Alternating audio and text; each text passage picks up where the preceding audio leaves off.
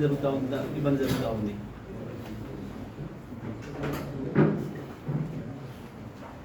ఇవాళ యూరియా కొరకు నల్గొండ నియోజకవర్గ రైతులు తెల్లదాక పొద్దుదాక పడిగాపులు కాసి వానకాలు పట్టుకొని మీరికాలు పట్టుకోవాల్సిన దుస్థితి తీసుకొచ్చిండు కోమటిరెడ్డి రెడ్డి. ఎక్కడ సోయి లేదు, రైతాంగం విషయంలో సోయి లేదు,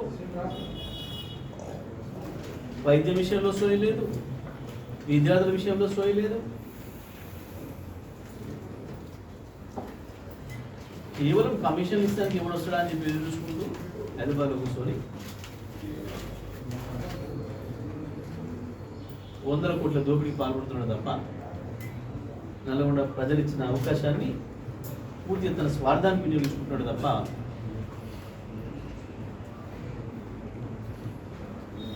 ఏమాత్రం పట్టింపు లేదు. నియోజకవర్గం పైన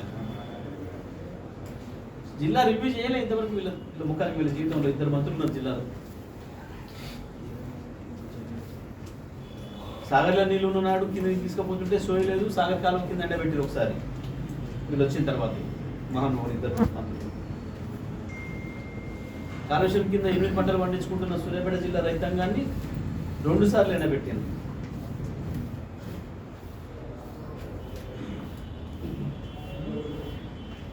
ఆ రంగం ఈ రంగం ప్రతి రంగంలో ఇవాళ మళ్ళీ నల్గొండ జిల్లా తిరుగుమని పోతాం. రాష్ట్రం ఏమవుతుంది, ఈ జిల్లా అంతకుమించి ఇంకా దారుణంగా కేవలం వీళ్ళ పట్టింపులు వెళ్తాం. ఏం చేస్తారులే, మమ్మల్ని ఓట్లు అయితే చేసారు కదా, 5 ఏళ్ళ తర్వాత కదా. అదేదో సామెత వీళ్ళు మాట్లాడుతున్నారని చెప్పి వాళ్ళ కార్యకర్తలు చెప్తున్నారు. దీపం ఉండగానే పెట్టుకోమని సామెత మేము మాట్లాడుకుంటున్నాం. ఇక మళ్ళీ వచ్చేది ఉందా, మేము మళ్ళీ వచ్చేది ఉందా, ఏడవన్నా మళ్ళీ గెలిచేది ఉందా ఏడ కాంగ్రెస్ పార్టీ, కాబట్టి ఇప్పుడే చేసుకుంటాం మేము అన్న పద్ధతుల్లో యథేచ్ఛగా దోపిడీ చేస్తూ ఉన్నారు. సిగ్గుపడాలి, అవమానపడాలి మంత్రులు. వాళ్ళ నియోజకవర్గంలో రైతాంగం నీళ్ళ కొరకు ధర్నా చేస్తున్నారు, కరెంటు కొరకు ధర్నా చేస్తున్నారు, ఎరువుల కొరకు ధర్నా చేస్తున్నారు అంటే సిగ్గుపడాలి. మీ పని విధానానికి నిదర్శనం అది. మేము పార్టీకి మేమే పిలిపియలే, పార్టీకి మేమే ఇంకా కార్యక్రమం తీసుకోలే. రైతాంగం స్వచ్ఛందంగా వాళ్ళ బాధను చెప్తున్నారు, వాళ్ళ ఇబ్బందులు చూపిస్తున్నారు. మీడియా సాక్షిగా జరుగుతుంది. ఏ రకంగా ఇబ్బంది పడుతున్నారో రాత్రి పగలు రైతాంగం చూస్తున్నారు. ఎందుకు రాదు? గతంలో వచ్చింది, ఇప్పుడు ఎందుకు రాదు?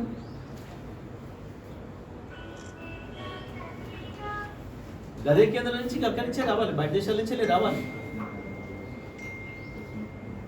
కేసీఆర్ ముఖ్యమంత్రి ఉన్ననాడు ఎట్లా చేశాడు? పోర్టోని మాట్లాడి, రైల్వే వ్యాగన్లో మాట్లాడి, ఆ రాష్ట్రంలో మాట్లాడి, ఆఖరికి పనులను కూడా, హమాలీ వర్కర్లను కూడా మాట్లాడి తెప్పించాడు కేసీఆర్. కరోనా సందర్భంలో, గంత కఠినమైన కరోనా సందర్భంలో దేశమంతా లాక్డౌన్ ఉన్నాడు కూడా మిల్లర్లు ఇబ్బంది పడుతున్నారు, హమాలీలు దొరకక అంటే రైళ్లు పెట్టి ఇతర రాష్ట్రాల నుంచి తెప్పించాడు. పొలం దగ్గరికి మనమైపోయి కొనుక్కరావాలని ప్రారంభించింది మొట్టమొదటి ఈ దేశంలో కేసీఆర్ మాత్రం పండించిన పంటలు. ఈ కాంగ్రెస్ ఉన్నప్పుడు కనుక కరోనా వచ్చి ఉంటే నాశనం అయిపోయింది అనేది కనబడుతుంది. మనం అన్ని మంచిగా ఉన్ననాడే ఏం చేయలేకపోతున్నారు. సోయి లేదు ఒక్కడికి కూడా. ముఖ్యమంత్రికి సోయి లేదు, మంత్రులకు సోయి లేదు. రైతులు ప్రజలు మనకు ఓట్లు వేసిండ్రు, మనకు బాధ్యత ఉంది అన్న సోయి కూడా లేకుండా సంపాదించుకోవడమే మా అధికారం, మా విధి, మా బాధ్యత అన్న పద్ధతి. నేను జిల్లా రైతాంగాన్ని కూడా విజ్ఞప్తి చేస్తా ఉన్నా. వీళ్ళకు దున్నపోతు మీద వర్షం పడ్డట్టు కనిపిస్తూ ఉంది మనం మాట్లాడే మాటలు. ప్రభుత్వాన్ని మెడలు వంచడానికి సిద్ధం కావాలి జిల్లా రైతాంగం అంతా. ఇంకా ఎక్కువ యూరియా అవసరం పడే పరిస్థితి వస్తూ ఉంది. ఎందుకంటే వర్షాలు ఆలస్యంగా రావడం వల్ల ఆలస్యంగా పంటలు వేసుకున్నారు రైతాంగం. ఇప్పుడున్న దాంతో ఇంకా 2-3 అవసరాలు పెరుగుతున్నాయి. ప్రతి ఎకరానికి కావాల్సిన యూరియా అందించాల్సిన బాధ్యత ప్రభుత్వం పైన ఉంది. వెంటనే ప్రభుత్వం మేల్కొనాలి. అయిన దానికి కాని దానికి ఎగిరెగిరిపడి మాట్లాడే వెంకటరెడ్డి ఎందుకు అధికారులతో మాట్లాడిస్తున్నాడు? యూరియా విషయంలో అధికారులు కూడా అత్యుత్సాహం ప్రదర్శిస్తున్నారు. జిల్లా అధికారులు కూడా చెప్తున్నా నేను, అబద్ధపు స్టేట్మెంట్లు ఇస్తే మాత్రం మీరు కూడా ఇరుక్కుంటారు. జిల్లా ఉన్నతాధికారులు కూడా తప్పుడు స్టేట్మెంట్లు ఇస్తున్నారు. యూరియా కొరత లేదని మాట్లాడుతున్నారు. మీది కాదు బాధ్యత, వాళ్ళని ఇవ్వమనండి, మీ మంత్రులు ఇవ్వమనండి. కాంతి భుజాన్ని వేసుకొని ఇరుకునవడంతో రేపు చెప్తున్నా నేను, జిల్లా ఉన్నత అధికారులు ఎవరైనా సరే అధికార కొరత లేదని మాట్లాడండి. ఎవడు ఇవ్వమనండి వాళ్ళని? కొరత ఉందా లేదా వాళ్ళకి చూస్తే తెలుస్తుంది కదా. కట్టంగూరు పోతే తెలుస్తుంది, తిప్పటి పోతే తెలుస్తుంది, ఇంకా చాలా చోట్ల తెలుస్తుంది కదా. మీది కాదు, మీరు ఎందుకు వేసుకుంటున్నారు భుజాన? మాట్లాడమనండి. వచ్చి మీడియాకు వినోదం కలిగించడానికి మాట్లాడుతుంటాడు కదా, ఆయన అడగమని చెప్పండి.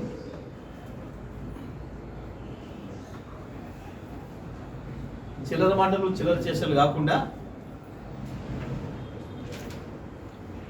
ప్రభుత్వం పూర్తిగా బాధ్యత తీసుకోవాలి. ఈ జిల్లా మంత్రులు బాధ్యత తీసుకోవాలి. ఎక్కడ కూడా రైతాంగానికి ఎరువుల కొరత రాకుండా చూడాల్సిన బాధ్యత ఉంది. ఇది ఇట్లే కొనసాగితే మేము రైతాంగం తరఫున పెద్ద ఎత్తున మేము కూడా పోరాటాలకు సిద్ధమవుతాం. ఈ ఉత్త మాటలు చెత్త మాటలు మాని వెంటనే జిల్లా రైతాంగానికి సరిపోయే యూరియాను చెప్పించాలని చెప్పి మేము డిమాండ్ చేస్తాము. మరి ఒకసారి ఆమె తిప్పలు తీసుకుపోయి కట్టుకు తీసుకొని చూపిస్తే బాగుంటుంది కదా. తీసుకుపోయి నేను బట్టి మీరే చూపిస్తున్నారు, చక్కగా వారిని రమ్మని చెప్పి మరి తిప్పటికి పోదానండి, కట్టకూరు పోదానండి, ఇంకొక కడికి పోదానండి, తీసుకోపోండి. కనగలు కావచ్చు, ఎక్కడే తీసుకోపోండి. మరి నేను అందుకే చెప్తున్నాను, అధికారులు ప్రజలు తప్పులో పట్టించే పద్ధతిలో మాట్లాడడం సరికాదు. లేని మీద తీసుకోవాల్సిన అవసరం మీకు లేదు.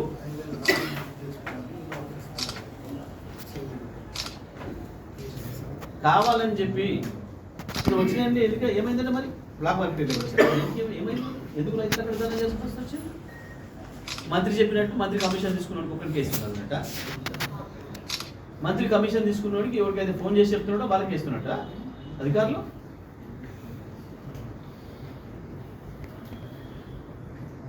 తెలంగాణ పల్లె కొట్టుకుంటారా రైతులు? ఇంటికాడ నిద్రపట్టే కాడిపోసి పట్టుకుంటారా? ఓ దిక్కు వర్షం చలి వస్తుంటే ముసురు వస్తుంటే అన్ని పిఎస్సి సెంటర్లకు ఒక తీరు ఇవ్వాలి. అక్కడ ఏం డిమాండ్ ఉందో దాన్ని బట్టి ఇవ్వాలి, వాళ్ళ డిమాండ్ని బట్టి.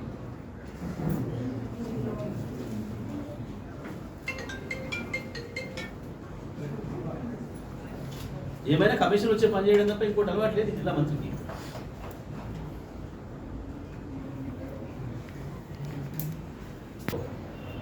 విత్తనాలు ఎరువుల విషయంలో కావచ్చు, విత్తనాల విషయంలో ఇది దానంతరం అది వస్తున్న కొరత కాదు, నకిలీలు కావు. ఇవి కేవలం కొద్దిమంది మంత్రులు దళారుల కుమ్మక్కై వాళ్ళ దగ్గర డబ్బులు తీసుకొని రైతాంగాన్ని కషాయాల కప్ప చెప్పినట్టు అప్పచెప్తున్నారు. కొనుగోలు సందర్భంలో అదే పనిచేశాను. ప్రత్యేకించి నల్గొండ జిల్లా మంత్రి వ్యాపారుల దగ్గర డబ్బులు తీసుకొని రైతుల దగ్గర ఉన్న ధాన్యాన్ని కొనవలసిన అవసరం లేదు అని చెప్పి పిల్లలకు మాట ఇచ్చి హామీంచి తన స్వార్థం కొరకు లక్షలాది మంది రైతాంగాన్ని బలిపెట్టాడు. అట్టగోలిగా ధరలు దోపిడీ గురైన రైతాంగం. ఇవాళ ఎరువులు కూడా బ్లాక్ మార్కెట్ ఇట్లా కప్ప చెప్పడానికి వాళ్ళ దగ్గర డబ్బులు తీసుకొని నల్గొండ జిల్లా రైతాంగాన్ని నట్టేట ముంచుతున్నాడు. ప్రతి దాని దగ్గర కమిషనే. ప్రారంభంలో విన్నాం కేవలం ఏదో కాంట్రాక్టర్ల దగ్గర బిల్లులు చెల్లించే కానీ కమిషన్లు అని చెప్పి విన్నాం. కానీ వాళ్ళ అవకాశం ఉన్న ప్రతి చోట అది వడ్ల కొనుగోలు కావచ్చు, విత్తనాల ఎరువుల అమ్మకాలు కావచ్చు, ప్రతి చోట కమిషన్లకు కక్కుర్తి పడి రైతాంగాన్ని నట్టేట మూస్తున్నారు. ఇవాళ 245 లక్షల యూరియా 400 రూపాయలు దొరికే పరిస్థితి లేకుండా చేసినటువంటి కారణం ప్రభుత్వ పెద్దలే దీనికి బాధ్యత. ఎందుకు రాదు యూరియా? చాలా చాలా మాట్లాడింది కదా. ఏ కేసీఆర్ నీకు తెలివి లేదు, నీకు ఢిల్లీలో పని చేయించుకోరాలే, మేము చూడిగా ఎక్కడ తెస్తామో ఢిల్లీకి పోయి ఇప్పుడు మాట్లాడుతుంది. ఢిల్లీకి పోతానికి తీరిక లేదా, అంత రాత్రి పగలిగా పనిచేస్తున్నావా అంటే పీకిందేం లేదు. ముఖ్యమంత్రి మంత్రి 52వ పర్యటన. కేసీఆర్ 10 నెలలు కూడా పోలే 50 సార్లు ఢిల్లీ. 2 ఏళ్ళు ముందే 50 సార్లు పర్యటన చేసినావు. ఏం తెచ్చినావు సార్ ఢిల్లీ నుంచి? కనీసం ఎరువులు తీసుకొచ్చే ముఖం లేదు. దానంతలో అదే రొటీన్గా వచ్చిన ఎరువుల్ని కూడా చక్కగా పంపిణీ చేసే పరిస్థితి లేదు. మళ్ళీ పోలీసులు, లాఠీ చార్జీలు. ఏంటి రైతు యొక్క పరిస్థితి? ఎంత దీనమైన పరిస్థితి. ఎందుకు ఎవరితో కాలు పట్టుకోవాల్సిన పరిస్థితి వచ్చింది రైతాంగానికి? ఇవ్వాలి బాజాబ్తూ తను పైసలు పెట్టి కొనుక్కునే ఎరువుల కొరకో విత్తనాల కొరకో ఎవడి కాళ్ళు మొక్కాలి? ఎందుకు వచ్చింది బాధ?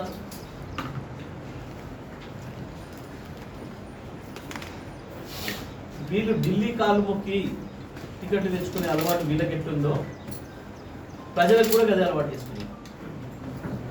వీళ్ళు ఢిల్లీ బానిసలు కాబట్టి ప్రజలను కూడా బానిసలు చేసే పరిస్థితి తీసుకొస్తున్నారు రైతాంగాన్ని. మంది కాళ్ళు మొక్కి పైన చేసుకొని పదవులు తెచ్చుకునేటోడికి రైతుల ఆత్మగౌరవం గురించి తెలియదు, ప్రజల ఆత్మగౌరవం గురించి తెలియదు. ఎంత అవమానం, ఎంత సిగ్గుపడాలి మళ్ళీ ఈ రాష్ట్ర ప్రభుత్వం. మహిళా రైతు ఎవరు అధికారిని కాలు పెట్టుకొని ఒక బస్తా యూరియా ఇప్పించండి, డబ్బులకే ఉచితంగా ఏమని అడగరు. అచ్చం ఇవాళ నల్గొండ నియోజకవర్గం కోమటిరెడ్డి వెంకరెడ్డి ప్రాతినిధ్యం వహిస్తున్న నల్గొండ నియోజకవర్గంలో పూర్తిగా విఫలమైంది.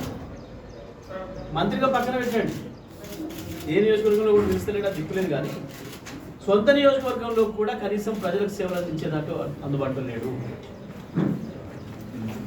వడ్ల కొనుగోలు ఇక్కడే దారుణంగా దోపిడీకి గురైంది నల్గొండ.